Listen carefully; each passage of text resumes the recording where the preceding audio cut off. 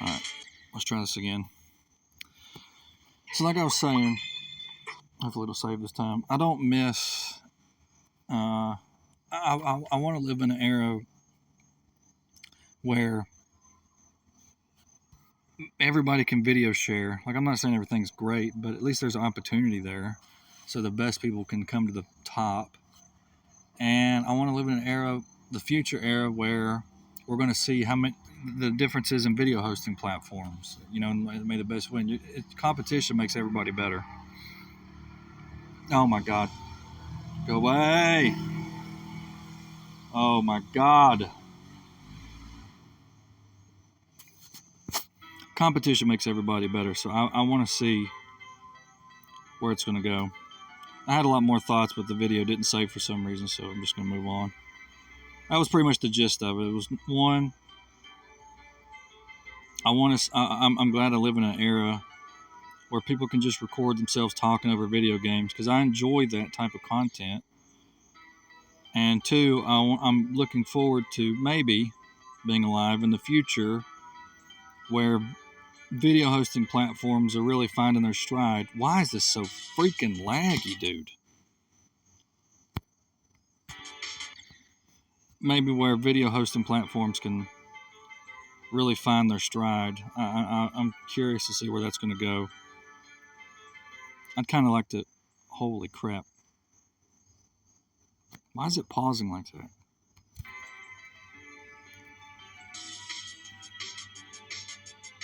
I'd kind of like to be around to see the future of video hosting. See where it's going to go. I think that's pretty much all I wanted to say. It didn't save my video for some reason, but I really want to see the future of video hosting. I'm not saying I want to migrate away from YouTube yet, but I do at least want to keep an eye on what else is out there to watch. And I can't stand people who are like, oh, the money's on YouTube. Like, they can't see the future. They're like people saying, the money's in the horse and buggy, man. And shut up. You shut up. I'm not saying that YouTube won't be just shut up. I don't even want to address you. You're annoying. I want to see the future of video hosting. Because it's so cool to have just at your fingertips anywhere you go, as long as you as long as you can afford an internet connection and have an internet connection. Which I guess that could be a whole nother discussion, the future of internet connections and whatever. I'm not too interested in the technical side of it. I do wish fiber was, more readily available in rural areas, but I'm not that interested in the technical side. But I am interested in the video hosting side. What's going to happen with all the different video hosting platforms? I'm curious. Oh my gosh. As there's already a lot of people making money on the internet, drop shipping and affiliate marketing and stuff like that. So I don't understand why that's a bad era to live in. Like, yeah, the technology's magnified things that have always existed, but it's also provided things that have never existed before. It's provided markets that never existed before. It's provided, livings that have never existed before. Yeah, it's given the loudmouths a platform, but it's not like they weren't there before. It's not like people think like the internet created negative thoughts, or the internet created perversion, or the internet created evil. No, it didn't. It existed back in the 90s. It existed right after Adam and Eve. It existed. That's why the flood happened. Technology didn't create evil. God flooded the world before the internet was created. Okay? So the internet did not create evil. And the problems that people have are really problems with sin. They're not problems. They think technology is the problem. It's not. The problem is sin that has never changed. Time does not change sin. Christ changes sinners. but time does not have an inherent value, an inherent property of changing sin. And people don't understand that. They don't understand that their problems are because of sin. Their problems are not because of the internet. Their problems are not because they don't live in 1980. Their problems are not because they don't live in 1995. That's not the cause of your problems. As a matter of fact, the cause of your problems are not even the fact that everybody has a platform. That's not the cause of your problems. You know, the people, the loudmouth idiots who have platforms today, those same idiots existed generations ago. They just had different platforms. The technology was different. The stupidity was the same. The evil was the same. So I just don't agree with blaming technology or the internet or, the ability to speak your mind. That's just, it's so ignorant. It's unbelievable. These people act like evil didn't exist back in the 1950s, or that evil didn't exist in the 1700s, or whatever. I can't stand their perspective. It's a very moralistic perspective that I think is very short-sighted. You're trying to tell me they didn't gender bend back in the pagan days? Yeah, they did. Yeah, they did. Read your Old Testament. They were doing all kinds of things that they shouldn't do. Nothing's changed, man. Nothing's changed. Stop acting like just this generation's worse. You know, I guess that's a theological debate. Are generations actually different? I mean, I guess Jesus said they were, because he said, the queen of the south shall rise against this generation and condemn it. So he was literally talking about the generation where he was on the face of the earth. And he said that the queen of the south shall rise up at the judgment against this generation, the generation that was alive during Jesus' earthly ministry. So maybe there is something to the generation talk. But I do also believe that, people in the 50s act like cross-dressing didn't exist. Yeah, it did. If it didn't, it wouldn't have been talked about in the Old Testament. God said in the Old Testament not to do it. So it's not like it just popped up in the 21st century. It's not like it was just a joke in the 20th century. No, it's biblical.